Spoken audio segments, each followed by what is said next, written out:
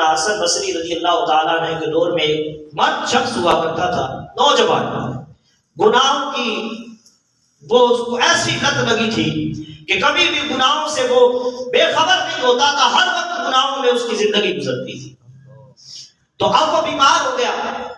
بیمار جب ہوا، سخت بیمار ہوا، تو پھر اس نے منت مانی، مولا مجھ پر رحم کر، میرے گناہوں کو بخش دے، مجھے اس بیماری سے شفا عطا فرما، آئندہ میں تیری نافرمانی نہیں کروں گا، کوئی گناہ نہیں کروں گا۔ اب یہ دعا رب نے اپنی بارگاہ میں قبول فرمائی، اس بندے کو شفا مل گئی۔ شفا ملنے کے بعد وہ پہلے والی زندگی، ہر وقت، ہر لمحہ، ہر لحظہ وہ گناہوں میں گزارتا۔ ایک وقت گزرا، پھر وہ بیمار ہو گیا، پھر رب کی بارگاہ میں عرض کرتا ہے، مولا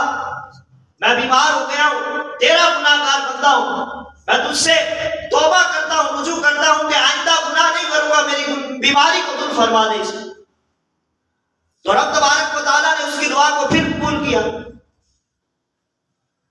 اور اس کو شفا مل گئی۔ اب پھر وہ تندرست ہو گیا، پھر گناہوں میں مبتلا ہو گیا، پھر گناہ کرنے لگا۔ تیسری مرتبہ رب تبارک و تعالیٰ نے بیمار جب کیا، پھر اس نے توبہ کی، رب تبارک و تعالیٰ نے پھر اس کو شفا عطا فرمائی۔ سبحان اللہ۔ اب چوتھی مرتبہ بھی یہ معاملہ ہوا، شفا یابی کے بعد پھر یہ گناہوں کی دلدل میں دھنستا چلا گیا، گناہوں میں زندگی ویسے ہی گزارنے لگا جیسے یہ پہلے گزارتا تھا۔ اب چوتھی دفعہ پھر یہ بیمار ہو گیا، رب تبارک و تعالیٰ کی بارگاہ میں دعا کی، مولا مجھے شفا عطا فرما، آئندہ تیری نافرمانی نہیں کروں گا۔ رب نے پھر اس کو شفا عطا فرما دی۔ پھر یہ ابن جوزی فرماتے ہیں کہ پاس 4 بزرگ آئے، حضرت حسن بصری، ایوب سختیانی، حضرت مالک ابن دینار اور ایک اور بزرگ ان کے پاس آئے اور کہنے لگے کہ یار، حضرت امام حسن بصری نے ان کو فرمایا، اتق اللہ کأنک تراہ فإن لم تکن تراہ فإنہ یراک۔ او نوجوان، گناہوں میں ڈوبنے والے، بیمار ہوتا ہے، دعا مانگ کر پھر تندرست ہو جاتا ہے، گناہوں سے باز نہیں آتا، ویسے ہی زندگی گزارتا ہے، سن اللہ سے ایسے ڈر کہ اللہ تجھے دیکھ رہا ہے۔ تو اللہ کو اتق اللہ کأنک تراہ، فرمایا ایسے ڈر جیسے تو اللہ کو دیکھ رہا ہے۔ اگر ایسا نہیں ہو سکتا، فَإِن لَمْ تَكُنْ تَرَاهُ فَإِنَّهُ يَرَاكَ، کہ اگر تو اس کو نہیں دیکھ رہا نا، کم از کم اتنا تو تصور جما کہ رب تجھے دیکھ رہا ہے، اتنا تو تصور جمانا اپنے دل کے اندر۔ یہاں پر ایک بہت ہی پیارا نقطہ، کمال، عجیب اور گہرائی والی بات علماء نے لکھی کہ فَإِن لَمْ تَكُنْ تَرَاهُ، فَإِن لَمْ تَكُنْ تراہو میں اس جملے میں بڑی بات لکھی۔ اس کا ایک معنی تو یہ بنتا ہے کہ اگر تو اس کو نہیں دیکھ رہا، وہ تو تجھے دیکھ رہا ہے نا، تو اس سے فرمایا کہ فَإِن لَمْ تَكُنْ، اگر اس کو حقیقی معنی پر معمول کیجئے تو پھر اس کا معنی بنے گا اگر تو نہ رہے، اگر تو نہ رہے، اپنی ہستی کو مٹا دے، اپنی میں کو ختم کر دے۔ فَإِن لَمْ تَكُنْ، اگر تو نہ رہے تو پھر کیا ہوگا؟ یہ جملہ شرط بن جائے گا، پھر اس کی جزا کیا ہوگی؟ اپنی میں کو ختم کر دے، اپنے آپ کو سراپا عاجزی بنا دے، سارا کچھ مٹا دے، پھر ہوگا کیا؟ اس کا اگلا جملہ جزا کے طور پہ استعمال کیجئے، فرمایا رہا ہوں، اگر تو اپنے آپ کو مٹا دے گا، رہا ہوں، پھر رب کو دیکھ لے گا۔ سبحان اللہ، پھر رب کو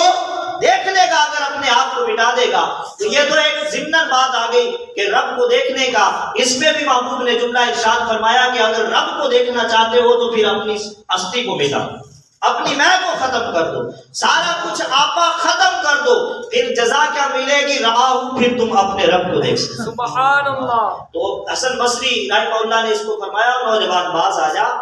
اللہ سے ڈر، ایسے ڈر کہ تو اس کو دیکھ رہا، اگر ایسا نہیں ہو سکتا،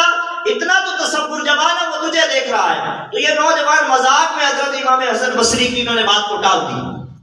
حضور جائیے، ہمیں دنیا میں مگن رہنے دیجئے، ہمیں مست رہنے دیجئے، ہمیں پتہ ہے ہم کیا کر رہے ہیں۔ اب یہ 5ویں مرتبہ پھر بیمار ہو گیا، تو رب تبارک و تعالیٰ کی بارگاہ سے توبہ کی، توبہ نہ مل سکی اور بیمار ہو گیا۔ ان کا بھائی حضرت سیدنا حسن بصری کی بارگاہ میں آیا اور کہنے لگا حضور میرا بھائی بیمار ہے، اس کے لیے دعا کیجیے۔ آخری سانسیں لے رہا ہے، وہ نزا کا عالم ہے، بڑی سختی اور پریشانی کے اندر ہے، حضور اس کے لیے دعا فرمائیے، چلیے۔ تو حضرت سیدنا حسن بصری وہاں سے چلتے ہیں، ان کے دروازے پہ آتے ہیں، دروازہ کھٹکھٹاتے ہیں، اندر سے اماں بولتی ہے اس بندے کی، کہتی ہے کون؟ آپ کہتے ہیں کہ حسن بصری۔ تو وہ کہنے لگی حضور میرا بچہ ہر وقت گناہوں میں مبتلا رہنے والا، اور آپ وقت کے درویش اور امام ہمارے دروازے پہ کیا کرنے آئے؟ کہنے لگے اے اماں جان پریشان نہ ہو، اس بچے کے گناہ میرے رب کی رحمت سے زیادہ نہیں ہو سکتے، اس کی بخشش سے زیادہ نہیں ہو سکتے اس بچے کے گناہ، ہمیں عیادت تو کرنے دے۔ اب عیادت کے لیے جب اس کے بچے کے پاس آئے، اس بچے کے پاس آ کر حال پوچھا، کہنے لگے آپ نے دعا مانگی اللہ تجھے شفا دے۔ وہ کہنے لگا حضور آپ میرے لیے دعا کر رہے ہیں، میرا رب آپ کی دعا کو قبول نہیں فرمائے۔ آپ نے کہا کیوں نہیں قبول کرے گا؟ کہنے لگا میں نے رب کی بارگاہ میں پہلی دفعہ گناہ کیا، توبہ کی، پھر گناہ کیا، پھر توبہ کی، رب بخشتا گیا۔ 4 مرتبہ میں نے گناہ کیے، رب سے توبہ کی، پھر میں نے گناہ کیے، میرا رب مجھے بخشتا گیا، لیکن 5ویں دفعہ جب میں نے رب کی بارگاہ میں عرض کی نا مولا میں بیمار ہو چکا ہوں، تیری نافرمانی کی وجہ سے میرے گناہوں کو بخش دے، تو میرے رب نے فرمایا او بدبخت تو جھوٹ بول رہا ہے، تو کذاب ہے، تو ہر دفعہ بات کرتا ہے، اپنی بات پہ قائم نہیں رہتا، تم نے ہمارے ساتھ یہ ڈرامہ بنایا ہوا ہے، کبھی تو توبہ کر لیتا ہے اس کے بعد پھر گناہ کرتا ہے، تو اپنی بات میں جھوٹا ہے، ہم تیرے ساتھ اپنے تو ہماری طرف متوجہ ہوتا ہے، ہم ہر بات کو پورا کرتے ہیں، لیکن تو اپنی کسی بات پہ قائم نہیں رہتا، تو جھوٹا ہے۔ جب یہ بندہ حضرت حسن بصری سے یہ کہتا ہے نا کہ رب نے مجھے یہ جواب دیا، عاطف غیبی سے آواز آئی رب نے مجھے یہ جواب دیا، حضرت حسن بصری بھی وہاں سے اٹھ کر چلے گا۔ اللہ تو ماں کہتی ہے، باپ یہ کہتا ہے اماں دیکھا حضرت حسن بصری رضی اللہ تعالیٰ عنہ کو، وہ میرے پاس سے اٹھ کر چلے گئے، لیکن پھر بھی میں رب کی بارگاہ سے امید لگائے ہوئے ہوں، میں رب کی رحمت کی امید رکھتا ہوں کہ میرے گناہ جتنے بھی بڑھ جائیں، نافرمانیاں جتنی بھی بڑھ جائیں، میرے رب کی رحمت اس سے کئی بڑی ہے، میرا رب مجھے ضرور بخشے گا۔ تو پھر کہنے لگا اماں میں اب میرے سانس اکھڑ رہے ہیں، آخری وقت ہے، سخت مجھے تکلیف ہے، مصیبت ہے، پریشانی کا سامنا ہے، لیکن اماں میں تجھے ایک وصیت کرتا ہوں، جب میرے آخری سانس ختم ہونے والے ہو میری گلی میں رسی، میرے گلے میں رسی ڈالنا، مجھے گھسیٹنا پورے سین کے اندر، پھر رب تبارک و تعالیٰ کی بارگاہ میں عرض کرنا اے مولا یہ تیرا گناہگار بندہ تھا، تیری نافرمانی کرتا رہا، اس نے اپنے آپ کو ذلیل سے ذلیل تر کر کے تیری بارگاہ میں پیش کر دیا ہے مولا، اب میں ماں ہو کر اس کے لیے دعا کرتی ہوں، اس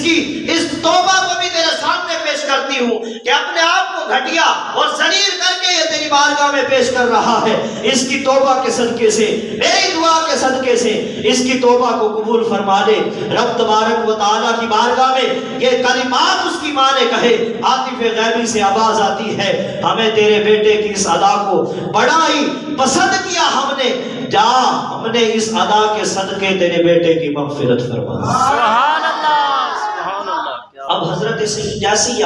غیبی آواز اس کی ماں کو آئی، اس بندے کو آئی، حضرت سیدنا حسن بصری کو ان کے آستانے پہ یہ آواز آئی کہ اے حسن ہم نے اپنے اس گناہگار بندے کو جس سے تو نا امید اور مایوس ہو کر آ گیا تھا، یہ پکا جہنمی ہے، جس کے بارے میں تو سوچتا تھا کہ اس کے بارے میں اب کچھ نہیں ہو سکتا، ہم نے اس بندے کی مغفرت فرما دی ہے، اب جا تو وقت کا امام ہے، اس کا اپنے آپ کو ذلیل پیش کرنا ہماری بارگاہ میں ہمیں اتنا پسند آیا ہے نا، اب جا اس کے کفن دفن کا بھی انتظام کر، اس کا جنازہ بھی خود پڑھا۔ سبحان اللہ۔